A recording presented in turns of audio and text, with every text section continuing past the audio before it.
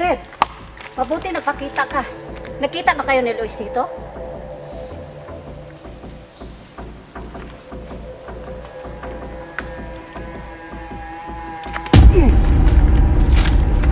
Manong, Ikaw at ang kasama mong babae ang dahilan kung bakit ako natatago ngayon. Kayo ang sumira ng buhay ko. Kayo ang naglagay sa akin sa alanganin. Tapos nandito ka na naman? Ha? hinahanap ko pong kasama kong babae. Kasama ni Kapitana.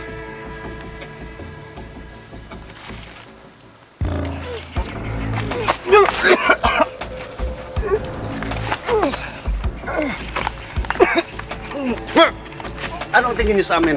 Mga baliw? Ha? Binalaan na namin kayo. Kinausap na namin kayo ng maayos.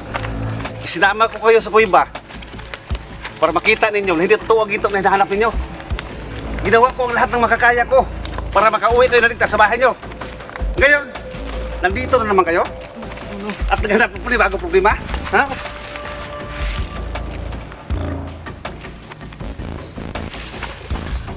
Fred, wag. Baka mapatay mo siya. Ubus na ang pasensya ko sa kanila, Telma. Fred, wag. Manong, sinundan ko lang po ang kaibigan ko dito. Dahil wala po akong tiwala sa babaeng nagbigay ng mapa sa kanya.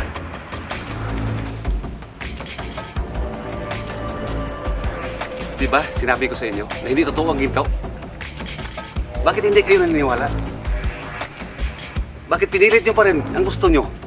Kahit mayroon ng babalang sinasabi sa inyo. Manong, mahirap lang po kami.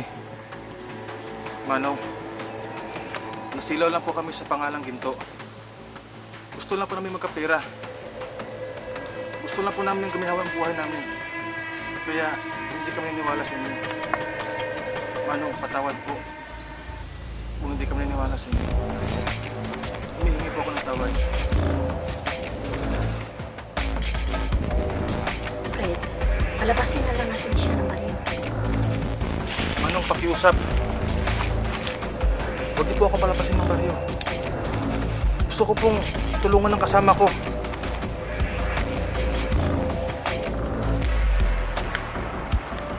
Sa palagay mo ba, may kakayahan ka para tulungan kami?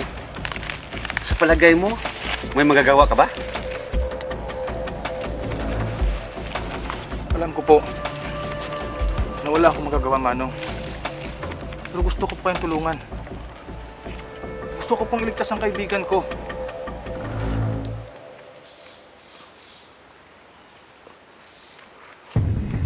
Fred, magiging pabigat lang siya sa atin. Hindi naman siguro, Telma.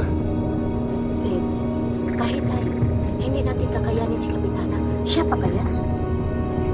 At ni kahit pagdepensa ng sarili niya, hindi niya kaya. Manang, pangako ko po sa inyo. Hindi ba ako magiging pabigat sa inyo? Kung nalagay ako sa langanin ng buhay ko, maaari ko po magbuhat. Kasi pangako ko na po sa akin. Naliligtas ng kaibigan.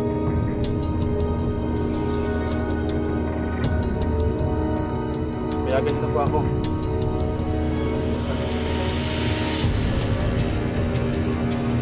Sige na. Hindi na kita palasin sa baryo namin. At papayagan na kitang tulungan kami. Fred, Telma, kailangan natin nakasama. pero Fred, ordinaryong tao lang siya. Oo, alam ko. Pero nakikita ko ang kagustuhan niyang tumulong sa atin. Baka mapahamak lang siya. Huwag po akong alalahanin, Manang. Kahit ordinaryong tao lang po ako, kaya ko pong protektahan ang sarili ko. Sigurado ka ba? Opo, Manang. Sige. Pero sa isang kondisyon. Anong kondisyon po, Manong? Magpapasailalim ka sa kautusan ko. Susunod ka sa kung ano man ang gusto kong sasabihin sa'yo. Pangalawa, kung makuha na natin ang kasama mong babae, kusa na kayong alis sa baryo namin. At hindi na muling babalik dito. Wala po problema, Manong. Payag po ako. Kapitana, anong ibig sabihin nito? Akala mo mauutong mo ako. Baka nakalimutan mo. Ako ang kapitan ng Barinto. At kilala ko kayo. Alam ko hindi ka maasahan. Magsama kayong dalawa.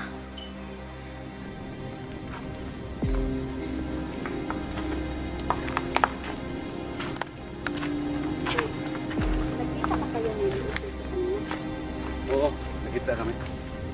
Pumunta siya sa bahay at nag-uusap kami. Mabuti naman din ganyan. Nasaan siya ngayon? Bakit hindi mo siya kasama? Sa ngayon, hindi ko alam kung nasaan siya. Pero sa palagay ko, sa bahay na siya ni Kapitana ngayon. Ano? Sa bahay ni Kapitana? Ano ginawa niya doon? Sa bahay lang tayo mag-usap, Tilma. Baka may magkarinig pa sa atin dito. Sige, Fred.